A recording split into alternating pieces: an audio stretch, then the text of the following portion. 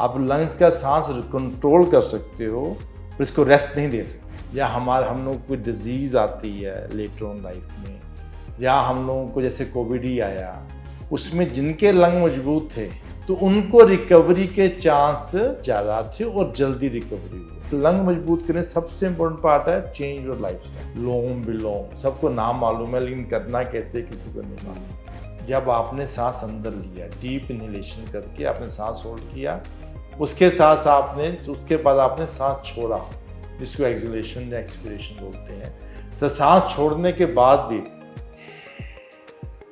आपने फिर से सांस लो। सेहतनामा देख रहे सभी दर्शकों का स्वागत। अक्सर कोविड के बाद बहुत लोगों को ये कहते सुना जा रहा है कि लंग्स, फेफड़े जो है वो कमज़ोर हो गए हैं।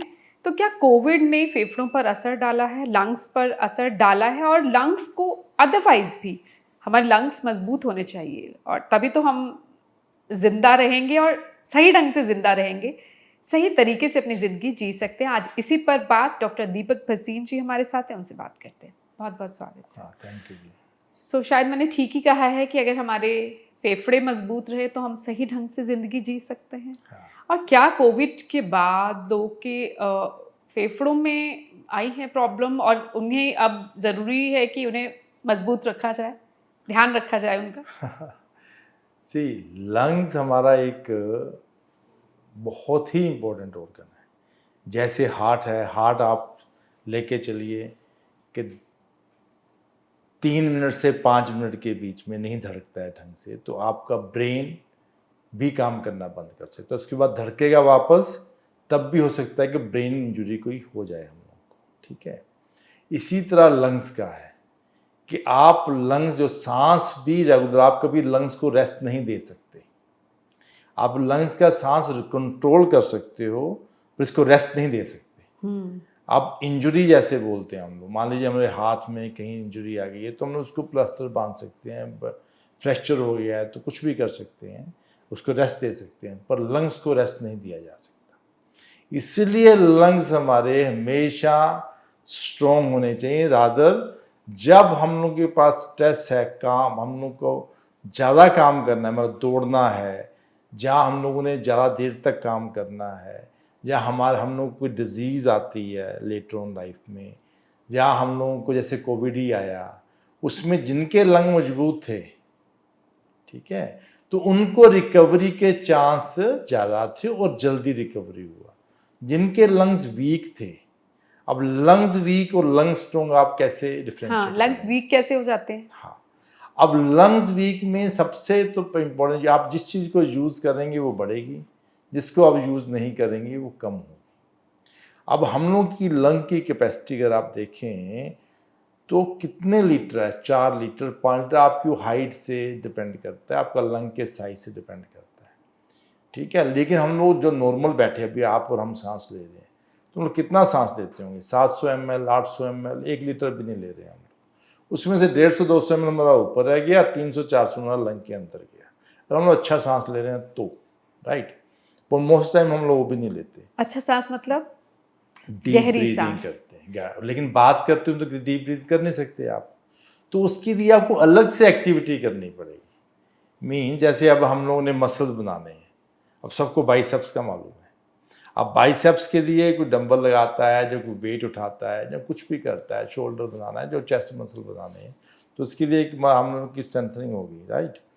पर सेम टाइम हम लोग को उस समय लंग की भी वर्किंग ज़्यादा होती है। जब उठाते हुए आप डीप ब्रेथ लेते हो, तो लंग स्ट्रॉन्ग कैसे होंगे? लंग स्ट्रॉन्ग होंगे जब आप एक्सरसाइज करोगे। तो बेसिकली लंग स्ट्रॉन्ग करने के लिए एक्सरसाइज ही सबसे बड़ा एक दायरा है जिसमें हम लोग अपने लंग्स को स्ट्रॉन्ग कर सकते हैं। कौन सी एक्सरसाइज जैसे लंग्स स्ट्रांग हो? हाँ, आप जिसमें भी हम लोगों की लंग की स्ट्रेचिंग, डीप ब्रीदिंग हो रही है repeatedly and on regular basis, मतलब कहने का कि अगर मैं हफ्ते में 5 से 6 दिन आउट ऑफ 7 डेज मैं ब्रिस्क वॉक करता हूँ, मैं रनिंग कर रहा हूँ, मैं साइकिलिंग कर रहा हूँ, राइट, या मैं योगा कर रहा हूँ, डीप ब्रीथ एक्सरसाइज कर रहा हूँ, किसी भी तरह की, तो उसके चलते हमारी लंग की कैपेसिटी बढ़ती है। नॉर्मली देखा गया है कि जो जैसे हमारी हाइट एक 16 या 18 साल की उम्र के बाद बढ़नी बंद हो जाती है, सिमिलरली लंग भी एक लेवल तक हमारी एक एज तक 30 साल तक 25 साल तक इतने साल 25 से 30 साल तक ये बढ़ते हैं। उसके बाद 30 से 35 से इनकी कैपेसिटी कम होनी शुरू हो जाती है। किसी को 15 ml 30 ml 20 ml 30 ml depending upon कि आप कितना उसका एक्टिविटी यूज़ करते हैं। जहाँ हम लोग कोई स्मोकिंग तो नहीं कर रहा, जहाँ बैकग्राउंड में आस्थमा तो नहीं है, उसकी कैपेसिटी जल्दी कम हो जाती है। वो सब वेरी करता है, वो एक टेक्निकल चीज़ अलग से है। लेकिन कहना कि कुछ एज तक हमारा लंग का बढ़ता है कैपेसिटीज एंड वॉल्यूम, कुछ उसके बाद हमारा कम होना शुरू होता है। अगर हम लोग रेगुलर एक्सरसाइज रखते हैं 30 साल पे 35 साल पे, आप सब बोलते हैं 40 के बाद अपना लाइफस्टाइल चेंज करो। मेरा कहना है कि आप शुरू से लाइफस्टाइल अपना ऐसा रखो जिसके चलते आपके लंग का जो स्ट्रेंथनिंग वाला पार्ट है, जो उसका स्ट्रॉन्ग जिसको मजबूती जिसको बोलते हैं, वो तभी रहेगी। आप डीप ब्रीथ, आप एक्सरसाइज, तभी आप देखेंगे जितने हमारे आप मिल्खा सिंह जी थे, राइट, तो वो कितने साल तक एंड तक वो भाग रहे थे जब तक वो कोविड बाद में हुआ, राइट। तो कहना ये है कि जो स्पोर्ट्समैन है, अगर उनको कोई और डिजीज है सच नहीं होती, वो फिट रहते हैं लॉन्ग टर्म के, उनको सांस की दिक्कत नहीं रहती जल्दी। और जहाँ उनको अगर आप कहिए कि डिजीज, आप मान लीजिए किसी को गिरने से फ्रैक्चर आ रहा है, उसकी सर्जरी चाहिए, जहाँ एब्डोमिनल सर्जरी चाहिए जिसको पेट की सर्जरी बोलते हैं, उसमें अगर हमारे लंग स्ट्रॉन्ग हैं तो हम लोग सर्जरी झेल जाते हैं, हाई रिस्क नहीं होती। तो इसलिए एक लंग मजबूत करने सबसे इम्पोर्टेंट पार्ट है चेंज योर लाइफस्टाइल। उसमें सबसे इम्पोर्टेंट है एक्सरसाइज, जिसमें कार्डियोवैस्कुलर जो हम लोग बोलते हैं वो वाला पार्ट। उसके बाद कार्डियो से सबसे सिंपल ढंग है ये ब्रिस्क वॉक। तो आप तेज चले अगर आप की बॉडी अलाउ करती है तो। हाँ, नहीं, आप उसको बिल्ड कर सकते हैं। कैसे शुरू कर सकते हैं? आप 5 मिनट से शुरू करिए, उसके हफ्ते बाद 10 मिनट करिए, 15 मिनट करिए। तो दे से 30 to 45 minutes 5 days a week is more than enough. उससे ज़्यादा जरूरत नहीं होती, लेकिन आप उससे ज़्यादा करते हो तो इज ओके, तो अच्छी बात है वो। लेकिन लंग्स के लिए ब्रिस्क वॉक, जिसमें कार्डियोवैस्कुलर आ गया हमारा।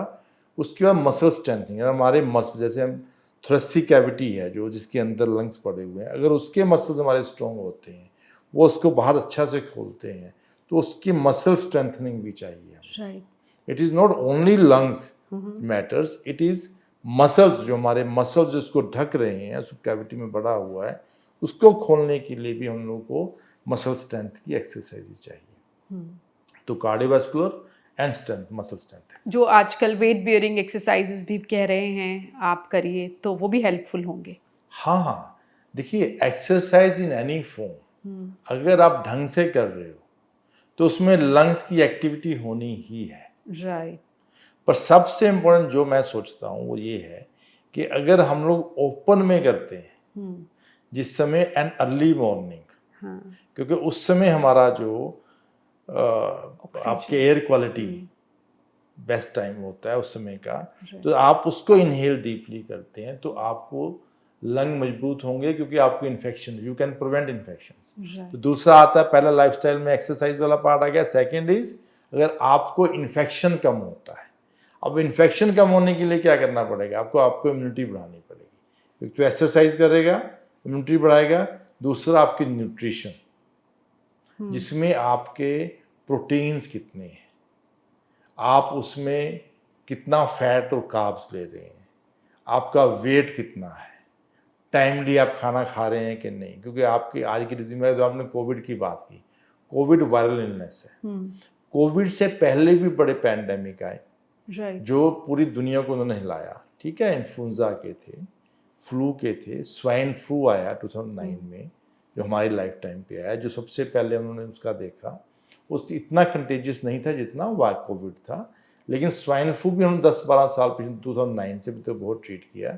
तो फ्लू, नॉर्मल फ्लू के साथ भी निमोनिया बहुत ख़राब होता है। तो जिस पेशेंट्स के लंग्स ठीक हैं वो जल्दी हील हो जाते हैं। आप सोचिए चलिए ना, कुछ पेशेंट्स हैं हमारे जिनको फ्लू हुआ 2 दिन में ठीक हो गया, अपर रेस्पिरेटरी रह गया। किसी को लंग के अंदर गया उसको 3-4 दिन लगे ठीक होने में, और किसी को उसी से ही वायरल निमोनिया हो गया। ठीक, वो इसलिए क्योंकि लंग्स वीक थे, वो इसीलिए क्योंकि आपकी इम्यूनिटी कम थी। इम्यूनिटी कम थी। तो हमने एक्सरसाइज के साथ तो लंग का कैपेसिटी वाला पार्ट बढ़ाया, लेकिन अगर हमारे में इम्यूनिटी नहीं है, लेकिन एक्सरसाइज उसमें हेल्प करता है साथ। राइट। लेकिन आपकी न्यूट्रिशन ठीक नहीं है, खान पान ठीक होना आपका, चाहिए। हाँ, आपका खाने का जो आप खा रहे हैं, जैसे अब हम लोग पंजाब की अपनी बात करें, ठीक है, तो हम लोग पहले लस्सी, दही, दूध अच्छा से लेते थे, राइट, और हम लोग थोड़ा सा मक्खन, थोड़ा सा घी भी लेते थे। लेकिन आज हम लोग वेट का सेटल करने के लिए वो चीज़ें कम लेते हैं। कोई किसी को मिल्क एलर्जीज का बात आ गया, या किसी को डेफिशिएंसीज ऐसी आ गई जिसके चलते वो मिल्क डाइजेस्ट नहीं कर पा रहा। लेकिन हम लोगों का लाइफस्टाइल टोटल चेंज हो गया, हम लोग पिज़्ज़ा बर्गर की तरफ चले गए हैं। तो उनसे क्या होगा कि हमारे जो एंटीऑक्सीडेंट्स की कमी आ गई बॉडी में। जब एंटीऑक्सीडेंट नहीं होगा तो हमारा इम्यूनिटी इम्प्रूव नहीं करेगा। अगर बॉडी में कोई इन्फेक्शन हो रहा है तो उसके लिए हमारी बॉडी ही रिस्पॉन्ड करेगी, जो इम्यून सिस्टम को स्ट्रॉन्ग करेगा। और हमारी डाइट अच्छी नहीं है तो इम्प्रूव नहीं करेगा, that will lead to infections. तो मतलब जो पिज्जा बर्गर ज्यादा आपकी डाइट में है तो वो लंग्स पर भी असर डालेंगे, क्योंकि आपकी इम्यूनिटी वीक है तो आपके लंग्स पर भी उसका असर पड़ेगा। हमारे पास डायबिटीज कितना कॉमन है, तो उसमें ब्लड का शुगर हाई है। जब ब्लड का शुगर हाई रहेगा, ब्लड ने तो लंग में बहुत होके जाना है, इन फ्यू सेकंड्स वो क्रॉस करता है, माइक्रो सेकंड्स वो क्रॉस करता है उसमें। अब उसका लेवल शुगर का ब्लड में हाई है, तो आपने जो भी इनहेल किया, बिकॉज हमारा जो लंग है ना, ये ओपन टू एनवायरनमेंट है, बाहर से जो तो भी आ रहा है, बाहर से जो आया आप उसको इनहेल कर रहे हो, आप उसको अंदर लेके जा रहे हो। अब वो सारी एयर हमारी जो अंदर आ रही है वो तो प्योरीफाइड नहीं है, उसमें तो कीटाणु, जर्म्स अलग अलग तरह के हैं। तो अगर हमारी इम्यूनिटी कम है तो हम लोग को निमोनिया के चांस बढ़ जाएंगे। अगर हमारी इम्यूनिटी ठीक है, अगर थोड़ा सा इन्फेक्शन हुआ भी, बॉडी अपने आप उसको रिस्पॉन्ड बैक करेगी और आप हील हो जाओगे। इसलिए कहते हैं हमारी इम्यूनिटी स्ट्रांग होनी चाहिए। इम्यूनिटी बहुत स्ट्रॉन्ग चाहिए, उसीलिए हम लोग इन्फेक्शन से बच सकते हैं। कुछ आप बता सकते हैं एक्सरसाइजेस या कुछ तरीके जिससे आप अपने फेफड़े स्ट्रांग रख सके? एक और वेरी इंपॉर्टेंट थिंग कि हम लोगों का जो इंडियन कल्चर में अगर आप जाए तो आप इसमें योगा मिलता है। योगा में आपको प्राणायाम मिलता है, लोम विलोम, सबको नाम मालूम है, लेकिन करना कैसे किसी को नहीं मालूम, ठीक है। तो नॉर्मली ये नॉर्मल पीपल के लिए, जहाँ हम लोग जिसको पल्मोनरी रिहेबिलिटेशन बोलते हैं, जिनको severe COPD, obstructive airway disease, smoking relating है, जहाँ आस्थमा ट्रीट नहीं ठीक से हुआ लॉन्ग टर्म, उसके लिए है। तो मेन पार्ट हमारा बाकी मेडिसिन के अलावा, ब्रोंकोडायलेटर्स जिसको बोलते हैं, तो उसके अलावा पल्मोनरी रिहेबिलिटेशन है, जिसमें अलग अलग तरह की एक्सरसाइजेज होती हैं, और जिसके चलते हम लोगों का लंग मजबूत हो रहा, मसल्स इंप्रूव करते हैं। तो उसमें जैसे मैंने पहले बोला, योगा अपने प्राणायाम एंड लोम विलोम वाला पार्ट आता है, तो हम लोग में आता है deep breathing exercises. Deep breathing exercise में क्या रहता है कि अगर हम लोग सांस लेते हैं, इनहेल करते हैं, जैसे लंबा सांस लिया, जितना लंबा आपने सांस लिया, 3 सेकंड 4 सेकंड, राइट, होल्ड करना, उतनी देर के लिए आपको होल्ड करना है। जब आपने सांस अंदर लिया, डीप इनहेलेशन करके आपने सांस होल्ड किया, उसके बाद आपने सांस छोड़ा, जिसको एक्सहेलेशन या एक्सपीरेशन बोलते हैं। तो सांस छोड़ने के बाद भी आपने फिर से सांस रोकना है।